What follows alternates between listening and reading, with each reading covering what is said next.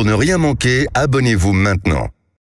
Allez, il est 7h51, c'est l'heure de la chronique de Guy Carlier. Alors dites-nous Laurie, quel en est le thème ce matin? Eh bien, Guy a décidé aujourd'hui de débriefer notre long week-end du 1er mai. Bonjour Guy. Bonjour Guy. Bonjour Laurie, bonjour Benjamin, bonjour à tous. Oui, un débrief du week-end, il y a beaucoup de choses à en dire sur le plan général. Mais tout d'abord, je vais satisfaire les auditeurs qui attendent impatiemment de savoir comment s'est passé le deuxième rendez-vous de Laurie avec son nouvel amoureux. Alors, pour ceux qui n'ont pas suivi, rapide résumé des épisodes précédents, Laurie lassé d'attendre en vain un signe d'Hugo Lloris a décidé d'oublier le gardien de l'équipe de France et a rencontré un prétendant qui, la semaine dernière, lors de leur première sortie commune, avait trouvé particulièrement glamour de l'emmener voir une expo pour laquelle il avait obtenu des entrées gratuites, mais une expo canadienne, une expo passionnante consacrée à la mouche bleue des marais canadiens.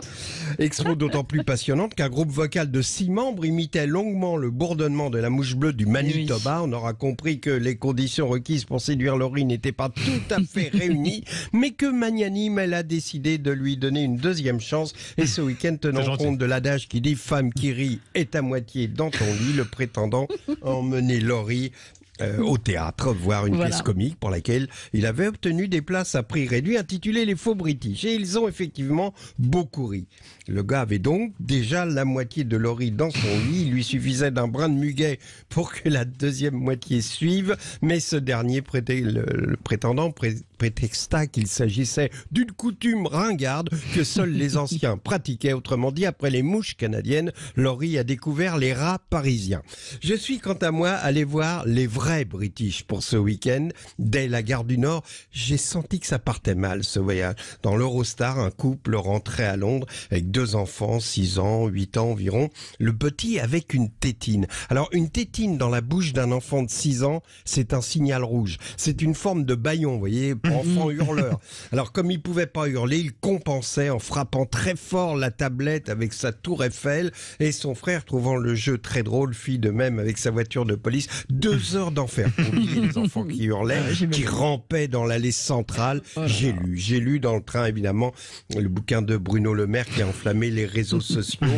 Je vais tout de suite vous en lire le passage évidemment qui a fait polémique. Je cite: il lui arrivait de soulever son t-shirt gris pâle pour exhiber ses seins. Tu as vu comme ils sont gros aujourd'hui.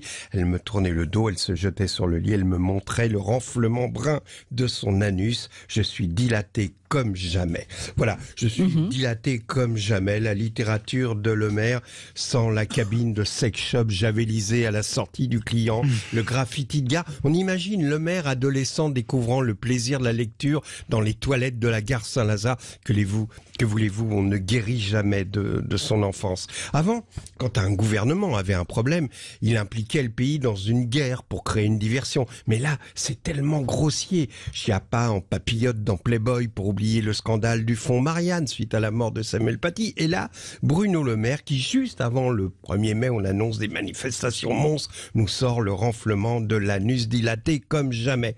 Son anus est peut-être dilaté, mais vulgaire pour vulgaire, moi j'en ai plein le cul. C'est de la diversion niveau CP, au sens propre, si je puis dire. Tiens, j'avais 6 ans, je vous jure que cette anecdote est vraie. Nous étions 2 par table dans cette classe de cours préparatoire, placés par ordre alphabétique, et mon voisin s'appelait Brugnard. BR, le dernier des B, moi Carlier, CA, le premier des C. Mais je me perds dans les détails. Un jour, terrible odeur de merde. Je regarde mon voisin et de son short, je vois descendre et couler sur sa cuisse enfantine la cause de cette odeur. Je lui montre en disant mais t'as fait caca. Et là, sans se démonter, il me répond: ma grand-mère est morte. Tu parles, si je m'en foutais de sa grand-mère, de cette diversion grossière. J'ai évidemment crié, hurlé dans la classe: ah, elle a fait caca. Et ça a été le foutoir. Eh bien, Playboy ou l'anus dilaté sont au gouvernement ce que le caca de Brugnard était au cours préparatoire. Quelque chose me dit que les Français n'ont pas fini de leur mettre le nez dans leur caca. Pour finir sur une note positive, aujourd'hui 2 mai, c'est aussi la date de naissance de Laurie, l'autre, la chanteuse, celle qui chantait l'hymne de Raffarin. Vous vous souvenez? On écoute ça. C'est nul, mais au moins c'est positif, c'est déjà ça.